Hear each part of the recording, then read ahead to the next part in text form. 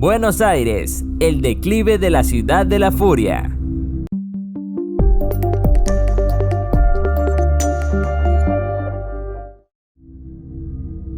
La política y la economía han sido responsables del declive de lo que fue una de las ciudades más importantes del mundo a principios del siglo XX.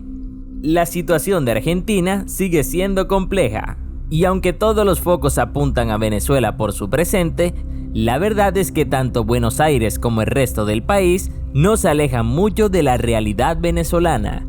Y para seguir con las analogías con Venezuela, recordemos por allá en los 80, Venezuela era uno de los países más ricos del mundo y muchos extranjeros iban a disfrutar de sus vacaciones en un país que gozaba de mucha prosperidad gracias al petróleo. Pues Argentina y su capital Buenos Aires incluso fueron mucho más allá. Pero para ello debemos conocer un poco más de su historia. Tras el descubrimiento de América en el siglo XV, el Imperio Español siguió la exploración del territorio y sobre el 1528 descubrió la zona denominada el Río de la Plata.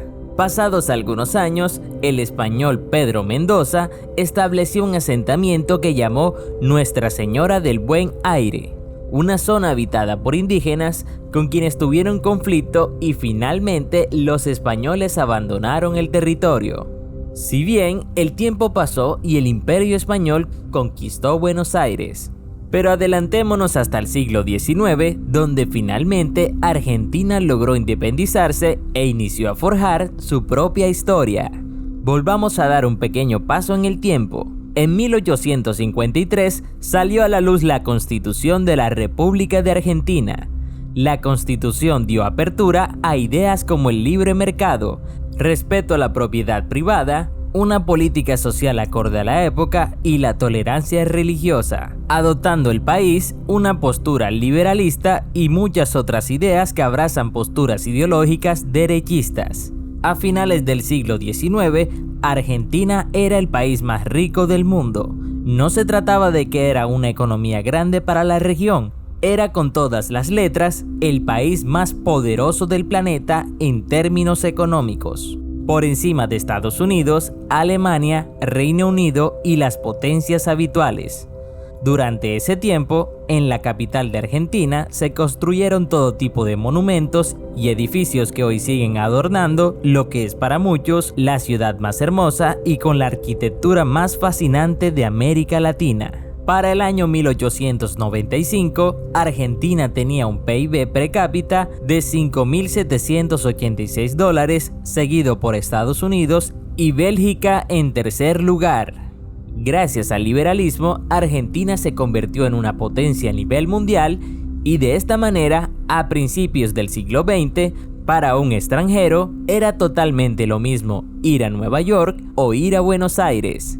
De hecho, su decisión se basaba en el horario de la salida de los barcos. Buenos Aires y Argentina vivían una utopía gracias al liberalismo. Sin embargo, fue precisamente el abandono de estas ideas las que dieron un inicio al declive de la ciudad de la furia. A partir de 1930 se abandona la democracia y a su vez las ideas liberales. Esto como consecuencia de los golpes militares al gobierno. Con el paso de los años, la democracia regresó, pero esta era una democracia desbalanceada y que adoctrinó una postura socialista. Esto producto de la influencia de ideologías extranjeras que ya venían teniendo fuerza en Europa desde el siglo XIX. Países como Cuba, China, Corea del Norte, Alemania, Vietnam, Venezuela y entre otros vivieron este fenómeno de la revolución ideológica. Algunos de estos países ya no abrazan estas ideas, otros dicen que pertenecen a esta doctrina, pero su organización y estructura económica dice lo contrario, pero algunos otros siguen manteniendo las ideas originales. En los últimos tiempos, más exactamente desde el año 2003, a la República de Argentina llegó al poder el kirchnerismo. Este término proviene del apellido de Néstor Kirchner, quien fue presidente de Argentina desde el año 2003 hasta el año 2007, donde fue sucedido por Cristina Fernández de Kirchner, su esposa, quien ejerció durante 2 periodos desde el año 2007 hasta el año 2015. Durante estos años, Argentina gozó de una fuerte política social, que consistía en una millonaria política de subsidios aplicada por el gobierno de Fernández de Kirchner sobre el transporte público de pasajeros, el combustible, el gas y la electricidad. El kirchnerismo también congeló las tarifas de estos servicios, haciendo que fuese uno de los más baratos de América Latina, a pesar de que su costo real en dólares era muchísimo más alto. Desde aquella fecha, Argentina arrastra desequilibrios económicos que las medidas de sus sucesivos gobiernos no han podido solucionar. Tampoco lo consiguió Mauricio Macri, quien fue presidente de Argentina desde el año 2015 hasta el año 2019.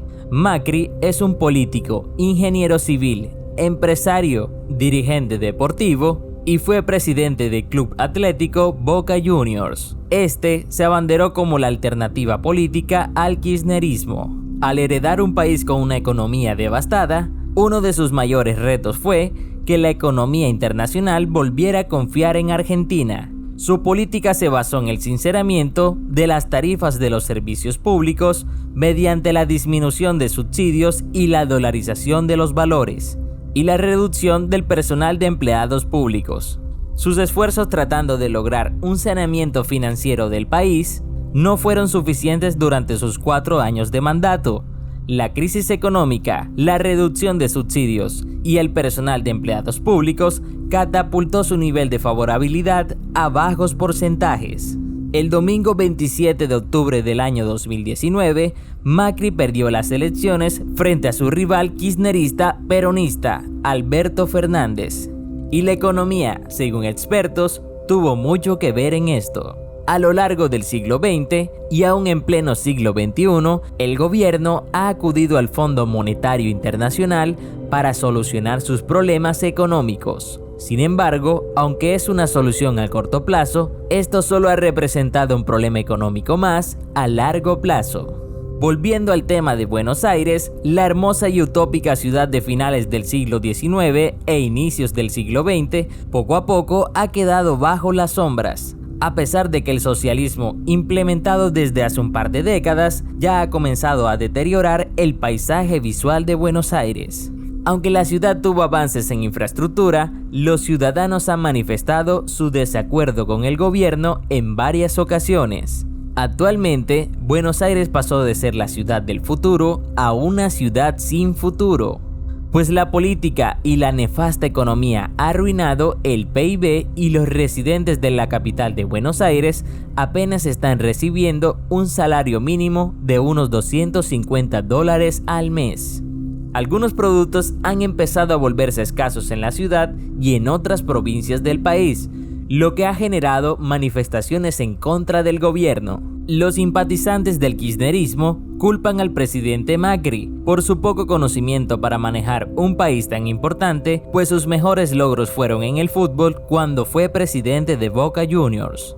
Los argentinos aman el fútbol y las analogías relacionadas a este deporte. De esta manera, el partido lo van perdiendo por goleada y van en el minuto 80. ¿Seguirá el declive o existirá alguna esperanza? Yo soy Cristian y nos veremos en otro video.